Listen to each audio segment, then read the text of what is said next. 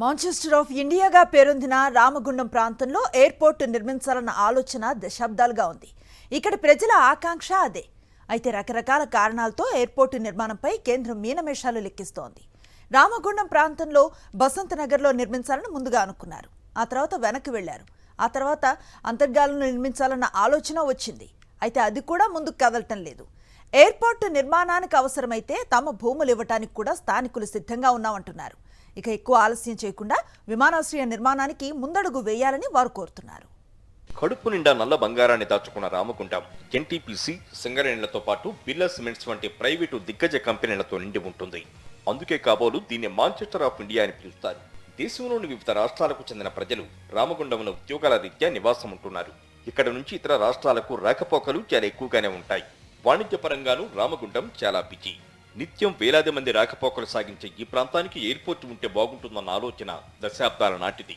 ఇక్కడ ప్రజలు కూడా ఎయిర్పోర్టు రావాలని ఆకాంక్షిస్తున్నారు. గతంలో ఈ ప్రాంతంలోని బసంత్ నగర్లో ఎయిర్పోర్ట్ నిర్మించాలన్న ప్రతిపాదన తెరపైకొచ్చింది.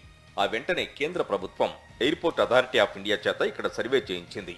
ఎయిర్పోర్టుకు బసంత్ నగర్ అనువుగా లేదని నివేదిక తేల్చడంతో ఈ ప్రతిపాదనకు తెరపడిపోయింది. అయితే బసంత్ నగర్కు బదులుగా రామగుండం ప్రాంతంలోని అంతర్గాం వద్ద ఎయిర్పోర్ట్ నిర్మించాలన్న డిమాండ్ మొదలైంది. అంతర్గాంలో వందలాది ఎకరాల భూమి అందుబాటులో ఉంది. అవసరమైతే మరిన్ని భూములు ఇవ్వడానికి స్థానికులు కూడా సిద్ధంగా ఉన్నారు. తమ ప్రాంతం అభివృద్ధి చెందుతుందంటే తమ భూములు ఇవ్వడానికి సిద్ధమేనని స్థానికులు అంటున్నారు. గత 20 సంవత్సరాల నుంచి కూడా ఇక్కడ ఎయిర్పోర్ట్ కట్టాలనేసి ప్రతిపాదన పెట్టారు.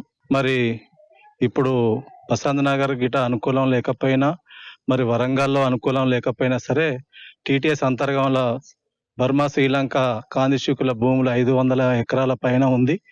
ఇక్కడ మరి మేమందరం కూడా భూములు ఇవ్వటానికి సిద్ధంగానే ఉన్నాం. మరి అంతర్గంలో పెడితే మరి ఇక్కడ మరి చూస్తే ఎన్టీపీసీ ఉంది, మరి సింగరేణి ఉంది, చూస్తే రైల్వే కూడా ట్రాక్ కూడా దగ్గరే ఉంటుంది. మరి మహారాష్ట్రకు కూడా అన్ని రకాలుగా కూడా ఇక్కడ అనుకూలమైన ప్లేస్ అంతర్గాం. మరి అంతర్గాంలో ఉన్న ఎయిర్పోర్ట్ పెట్టడానికి మరి మా గ్రామస్తులందరూ కూడా సిద్ధంగానే ఉన్నారు భూములు ఇవ్వటానికి. మాంచెస్టర్ ఆఫ్ ఇండియాగా ప్రసిద్ధి చెందిన రామగుండానికి ఎయిర్పోర్టు లేకపోవడం లోటే అంటున్నారు స్థానికులు. కేంద్ర ప్రభుత్వం ఇప్పటికైనా ఈ ప్రాంతంలో విమానాశ్రయం ఏర్పాటుకు ముందుకు రావాలని కోరుతున్నారు. కాంగ్రెస్ పార్టీ ప్రభుత్వం వచ్చినాక రామగుండంలో విమానాశ్రయం కావాలని చెప్పి మా స్థానిక శాసన సభ్యులు రాజ్ ఠాకూర్ అన్న గారు, అదేవిధంగా పార్లమెంట్ సభ్యులు గడ్డం వంశీ గారితో పాటుగా ఈ ప్రాంత మంత్రివర్యులు శ్రీధర్ బాబు గారు, ముఖ్యమంత్రి రేవంత్ రెడ్డి గారు అందరూ కూడా ప్రజాప్రతినిధుల బృందం కేంద్ర ప్రభుత్వం దృష్టికి తీసుకుపోవాలని చెప్పి ఈ ప్రాంతంలో ఉన్నటువంటి విమానాశ్రయం ఏర్పాటు కావాల్సినటువంటి అవసరాలన్నింటినీ కూడా తయారు చేసుకొని మేమే మిమ్మల్ని వెల్కమ్ చేస్తున్నామని చెప్పి కేంద్ర ప్రభుత్వం దృష్టికి తీసుకుపోవడం జరిగింది. మరి వెంటనే ఈ ప్రాంతంలో దశాబ్దాల కాలంగా కలగా మిగిలినటువంటి విమానాశ్రయం ఏర్పాటు విషయంలో కేంద్ర ప్రభుత్వం దృష్టి సారించి యుద్ధ ప్రాతిపదికన ఈ ప్రాంతంలో విమానాశ్రయం ఏర్పాటు చేస్తే రవాణాతో పాటుగా ఈ ప్రాంత ప్రజల ఆకాంక్షను నెరవేర్చినట్టుగా అవుతుందని చెప్పి కేంద్ర ప్రభుత్వానికి తెలియజేస్తా ఉన్నాం. ఈ విషయంపై 3 నెలల క్రితం పార్లమెంటరీ కమిటీలోనూ చర్చ జరిగింది. తెరచాటును ఏం జరిగిందో ఏమో కానీ రాష్ట్ర ప్రభుత్వం తమకు నివేదిక ఇవ్వలేదని కేంద్రం చెప్పడం, అంతర్గాం చుట్టూ కొండలు ఉండడంతో పాటు పలు సాంకేతిక సమస్యలు ఉన్నాయని ఎయిర్పోర్ట్ అథారిటీ అభ్యంతరం చెప్పడంతో అంతర్గాం విమానాశ్రయ ఏర్పాటు ముందుకొచ్చినట్టే వచ్చి మళ్లీ నీలి నీడలు నెలకొన్నాయి. దీంతో రామగుండం వాసుల ఆశలన్నీ అడియాసలయ్యాయి.